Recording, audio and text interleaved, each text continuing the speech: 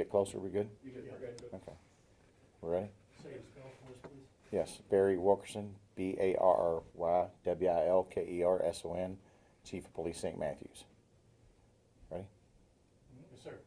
Approximately 5:30 this morning, St. Matthews Police received a phone call of a shots fired run at Baptist Hospital. Some of the confusion that came about thereafter was due to the number of phone calls that came in. It was escalated actually to an active shooter. We know that not to be the case. It was an isolated event to one room. The individual was bedridden, had a firearm, and fired 4 shots. Fortunately, we had enough resources there to call in our hostage negotiators, and with Louisville Metro Police SWAT team, we were able to de-escalate the situation, and that person gave the gun up, and that person was cited for wanton endangerment and criminal mischief. Was this in the emergency room? Was it in a regular hospital room? No, at this point, the patient was actually airlifted in and was a direct admit to the floor itself. That's why I think some of the confusion of how did a gun get into the hospital. Obviously, they're probably going to look at protocols now to see ways to avoid that on a direct admit, but you know, that's for the hospital to determine, and you know, we will assist in that any way we can. How long had that patient been at Baptist? That I'm not exactly sure. I don't think there was a lengthy stay. I believe it was just occurred at that point, had just been flown in, like I said, a direct admit from there. How did the gun go off? You said a gun went off, correct? She actually had the weapon with her, fired the weapon 4 times. As a nurse was entering the room, the first shot went off, and the 3 shots thereafter. Do you know if it was directed like at the door, or was it like into the roof, or? At this point, it doesn't appear that it was fired at anyone directly. It appears that some were fired out to the window and into the ceiling. Was she medicated, or what was her mental state when this all happened? That I'm not exactly sure. I'm not even sure, again, what the medical issues were. Again, with HIPAA issues, I'm not going to go down that path, but obviously a patient in that room, isolated to that room, fired 4 shots, and we have taken action at this point, and they are evaluating her currently. How did LMPD get involved into this? I think, and that's where the confusion was. I think that's where, when the phone call started coming in, it was escalated to an active shooter. Again, we knew it was, that's why we responded as we did, as to a trouble run, shots fired. It escalated that way, and of course, anytime you have that, whether it's in Louisville Metro or here, every officer that's in that area is going to respond, and they responded quickly, efficiently. I have to give them a lot of credit for showing up and giving us the resources that a smaller department like us, needs. So thanks to Louisville Metro Police and their SWAT team, we were able to use our negotiator to, like I said, de-escalate that situation. What did that negotiator do? How did they get the gun out of her hands and then taken her into custody? I think it really was just a matter of establishing rapport with her and then talking her through it. Again, at this point, she decided to give the gun up and laid it off the side.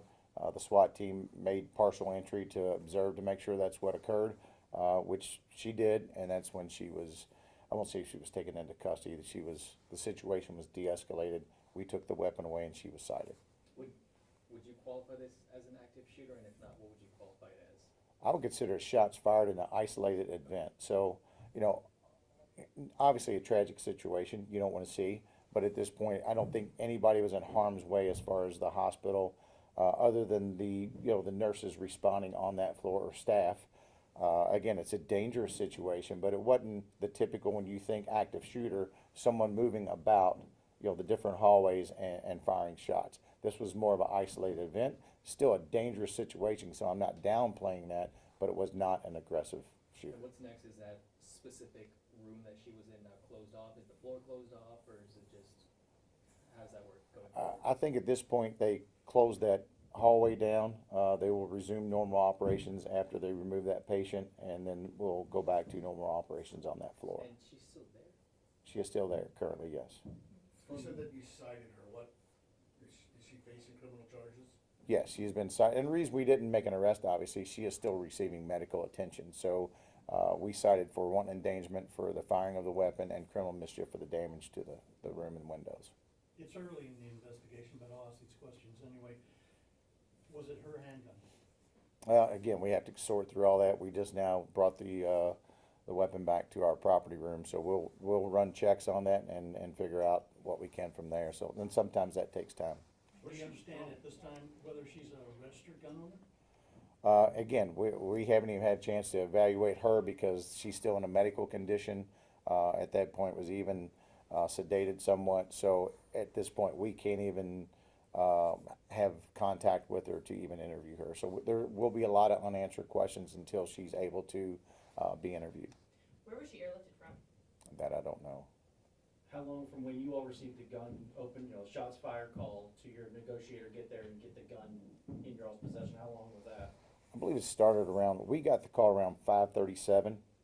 So we're looking at about an hour time lapse by the time this all unfolded, maybe an hour and 10 minutes. Again, there was a lot of confusion. We made the scene safe quickly, so that was the utmost importance. And then from there, that's where we were able to de-escalate and get the weapon. Someone had mentioned something on social media that she might have a relative or someone that works in the hospital. Do you know of any like familial connections like that to anyone in that hospital? Again, we haven't spoken with enough people to figure that out yet. That may be the case. I don't know.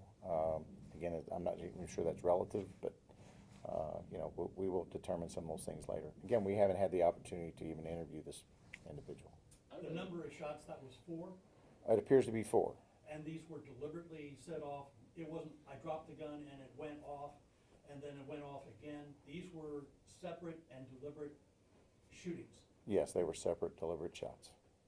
I don't really know if this is the question, but I think it's just interesting, like, if I were to get in a car accident and I had a gun on me and I went to the hospital, I mean, like, y'all would just, or not you, but whoever would just transport me in the hospital with my gun in me, and it would just stay there until, like, how does that work? I would think, I guess it depends on how you're brought into the hospital, whether it's through the emergency department or a directed, admit in that situation.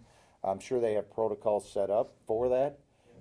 If not, I'm sure they're gonna, every policy is written for a reason, and, I'm sure they will look at this further, evaluate where they are.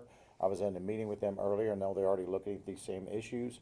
So obviously they want their hospitals to be safe as possible. I'm sure there's protocols set up. I am not privy to that information, but I'm sure there's certain things that, make things safer for the hospital. They're always looking for ways to make their hospitals safer.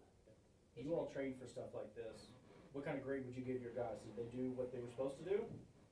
I think things went very well for a chaotic situation. It's kind of like herding cats. It's just one of those things where, you have to, especially when you have 2 different departments, the leadership has to get together. It's with any situation, and I don't care what it is, communication is key. Once the communication, like I said, from the chaos, from what kind of type of run it was, once we make communication, figured out exactly what we have, I think things went very well. It was just a matter of getting that initial communication between 2 different departments, and there could be a situation where even sheriff's deputies show up. So it's just a matter of coordinating that and getting a person who's in charge and making sure all that falls into place, which in this case they did that. Somebody took charge. They met with the Louisville Metro Police Sergeant. They got that all worked out, and everything fell into place from there. Did you mention she was partially sedated when the shooting happened? No, that was afterwards. Afterwards? Yes. And then do you know what the 6th floor at Baptist, like what department? I have no idea. I just hope I'm never there. When would that be, when it faces criminal charges, when will we might know her name, more about her name? I can get you that just directly after. Okay. Good. Thank you. Thank you. Thank